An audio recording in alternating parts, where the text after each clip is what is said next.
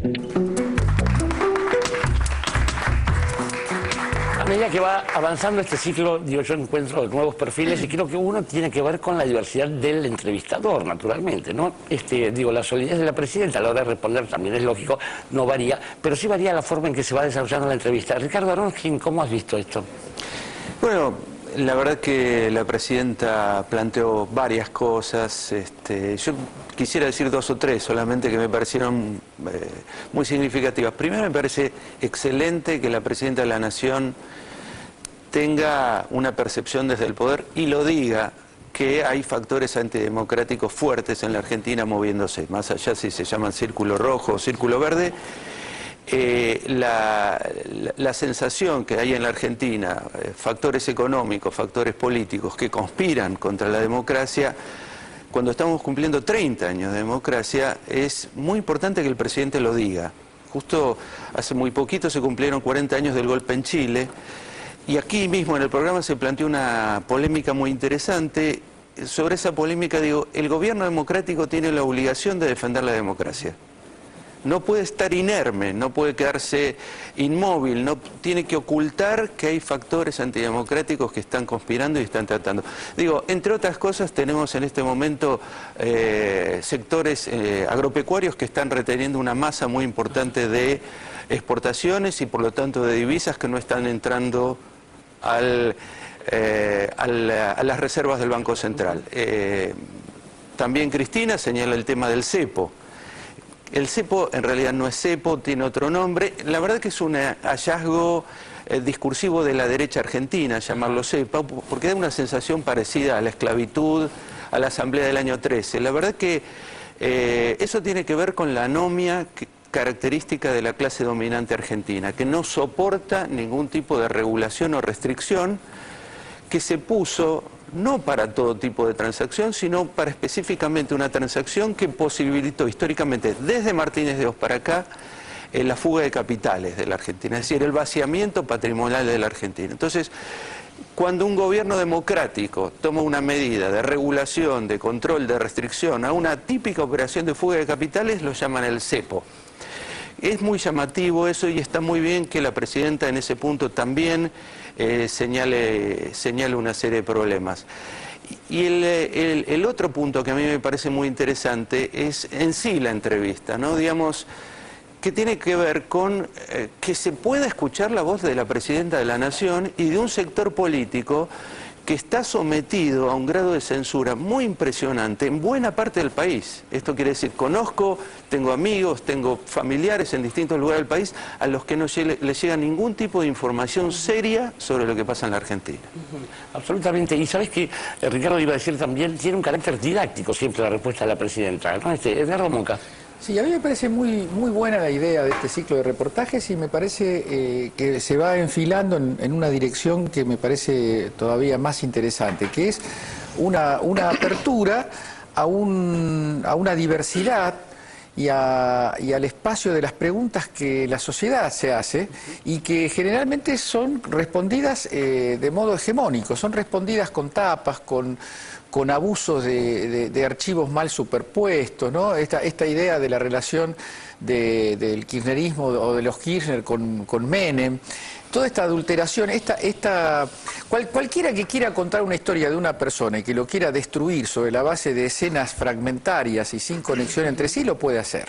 Y la verdad es que abrir el espacio de conversar políticamente de los problemas, de la historia y de los problemas actuales, me parece que es una idea muy buena y yo creo que tiene un desarrollo que yo le encuentro un desarrollo muy importante. Creo que estamos ante una innovación comunicativa que hay que saludar porque nada ganamos con decir está todo bien, estamos haciendo todo bien. Es evidente que hay vacíos, acá Ricardo decía algo que todo el mundo experimenta, la capacidad que tiene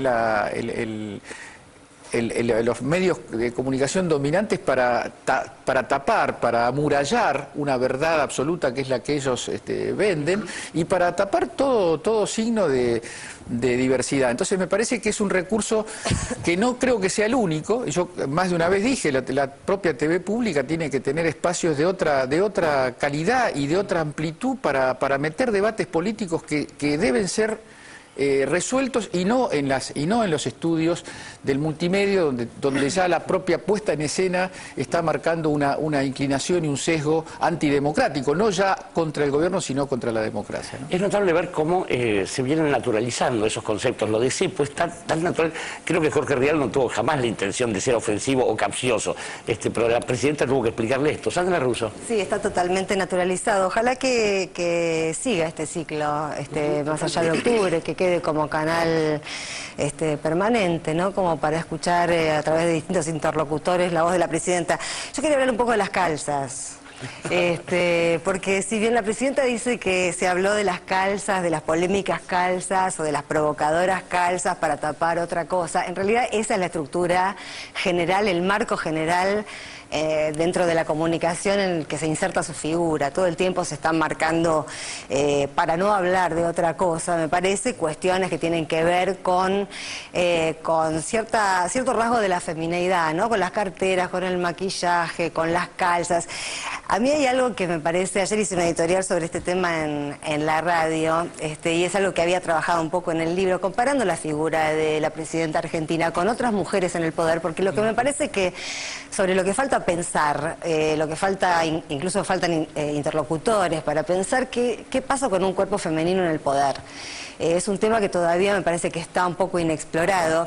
Lo que yo veía comparando a Angela Merkel, comparando a Dilma Rousseff, comparando incluso a Michelle Bachelet, que probablemente vuelva a ser presidenta de Chile, es que la gran diferencia con la presidenta argentina es que Cristina Fernández usa cinturones, es decir, tiene cintura.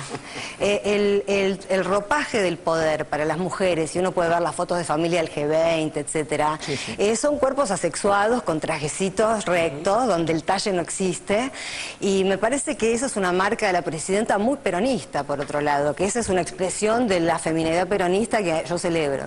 Bueno, me alegro y lo celebro también su comentario, Sandra Russo. Dante Palma, si es muy breve lo que me vas a decir, yo te lo acepto. Sí, brevemente retomo lo de Rial, porque siempre nosotros mencionamos como la degradación en la cual fue entrando especialmente el periodismo político, copiando los formatos del periodismo de espectáculos y aún del periodismo deportivo. Y acá se da una paradoja, y es que finalmente, bueno, hoy fue Rial, después escuché, yo no sé finalmente si fue así, se habla de Barsky y de Matías Martín como próximos entrevistadores. Finalmente son esos entrevistadores que vienen del espectáculo y del periodismo deportivo los que realmente hacen una entrevista, digo, por lo menos en el caso de Rial me pareció una buena entrevista, la de Brienza también me había parecido buena, pero digo, finalmente cómo esos entrevistadores demuestran ser mucho más permeables a lo que también exige la sociedad y mucho más agudos, ¿sí?, que los periodistas que se dicen periodistas políticos. Bueno, justamente son los mejores de ese palo, porque también hay que ver que frente al análisis de ciertas cuestiones periodísticas como la realidad internacional, es muy difícil encontrar una lectura más o menos seria. Estoy hablando concretamente de las relaciones entre la República Islámica de Irán, los Estados Unidos de Norteamérica y la República Argentina. Más que distinta vara, digo, dime cuánto calzas y te diré qué vareas después. Vamos al informe de 678.